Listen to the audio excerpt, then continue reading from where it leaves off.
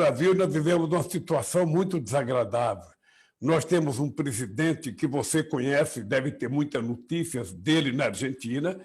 É um presidente que não estimula o amor, não estimula a fraternidade, não estimula a solidariedade. O negócio dele é ódio, é confronto, é miliciano. Ou seja, agora mesmo está se apurando na CPI o processo de genocídio que ele praticou na questão do Covid-19. No Brasil, nós temos já 516 mil pessoas mortas por conta do Covid e temos 18 milhões de casos de Covid, de pessoas infectadas. Ou seja, metade dessas mortes poderia não ter existido se o nosso governo tivesse agido como governo. Ou seja, numa crise como essa, o papel do governo era criar um comitê de crise. Esse comitê de crise deveria ter, além do Ministério da Saúde, deveria ter um grupo de especialistas sobre a questão, sabe, do Covid, deveria ter participação dos secretários de saúde dos estados e firmar um protocolo para que a gente pudesse orientar a sociedade brasileira. Isso não aconteceu. Ao mesmo tempo, o Brasil teve a oportunidade de comprar vacina logo no começo. A Organização Mundial da Saúde chegou a oferecer ao Brasil 70 milhões de doses de vacinas e o governo não quis comprar. Agora mesmo há uma denúncia de corrupção na compra de vacinas que ainda não está apurada, mas que está sendo denunciado e está sendo apurado na CPI. Vamos ver aonde que a CPI chega na apuração. E eu não sou daquele de denunciar antes de apurar, eu quero que apure, se tem suspeita, apure, investigue e puna-se, sabe, se houve corrupção. Há denúncias aqui de que teve pessoas ligadas ao Ministério da Saúde, ao governo, que cobrava $1 por cada vacina. Ou seja, isso é denúncia ainda, isso não está apurado, está sendo investigado agora.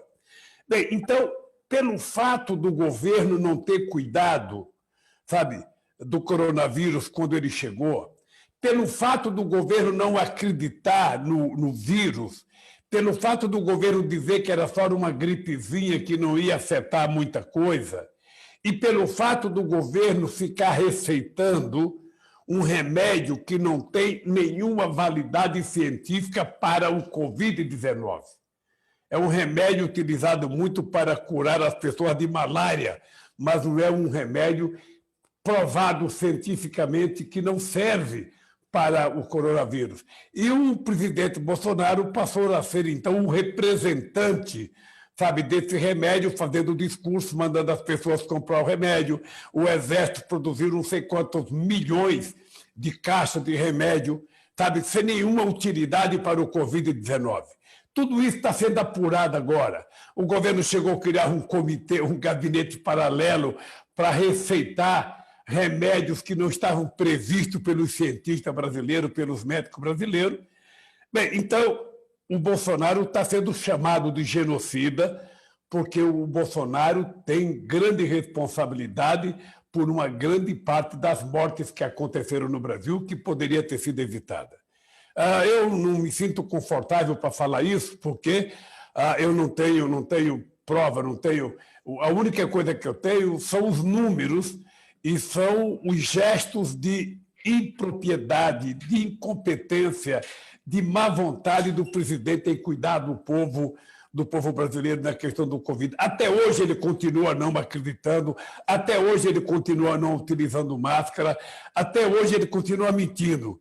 Só para você ter uma ideia, foi criado um observatório, sabe, das mentiras contadas pelo Bolsonaro e chegaram à conclusão que o Bolsonaro mentiu 3.151 vezes desde que assumiu a presidência. É, em média, 4 mentiras por dia. É, em média, 4 fake news por dia. Então, esse presidente, na verdade, veja, ô Vitor, eu que sou um democrata, eu que admito e acho que a alternância de poder é uma coisa saudável para a democracia.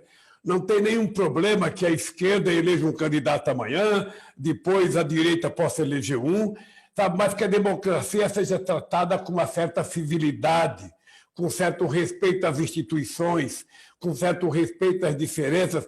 Eu nunca imaginei que o Brasil fosse eleger um genocida, um fascista, uma pessoa que não gosta de democracia, que não gosta de negro, que não gosta de LGBT, que não gosta de sindicato, que não gosta de trabalhador. Ou seja, ele não gosta de índio, ele não gosta de preservar a floresta amazônica, ou seja, ele não tem limite para as maldades. Ele não tem limite. Nós temos no Brasil hoje o maior número de desempregados da história do país. São quase 15% da população economicamente ativa desempregada. Você sabe que nós temos uma precarização enorme no Brasil, ou seja, as pessoas acham que são microempreendedores, sabe, quando, na verdade, as pessoas são quase que, sabe, trabalham sem nenhum direito, se ficar doente não tem direito, se acidentar não tem direito. Sabe, é uma coisa que a gente não via, destruíram tudo que era conquista dos trabalhadores que nós tivemos na década de 40, na década de 50, no nosso governo, e nós, portanto, vamos ter muito trabalho para recuperar isso. Nós vamos ter não só que recuperar, agora mesmo ter um processo de privatização, desmontando a Petrobras, destruir a indústria naval. Estamos agora tentando privatizar a nossa principal empresa de energia elétrica, que é a Eletrobras, uma estatal muito grande, muito importante, ou seja, porque é a única coisa que eles sabem fazer. Eles não estimulam e não falam a palavra crescimento, não falam a palavra desenvolvimento, não falam a palavra geração de emprego, não falam a palavra distribuição de renda, tudo para eles é o contrário. E hoje nós temos, possivelmente, a maior queda da massa salarial dos últimos 30 anos no Brasil.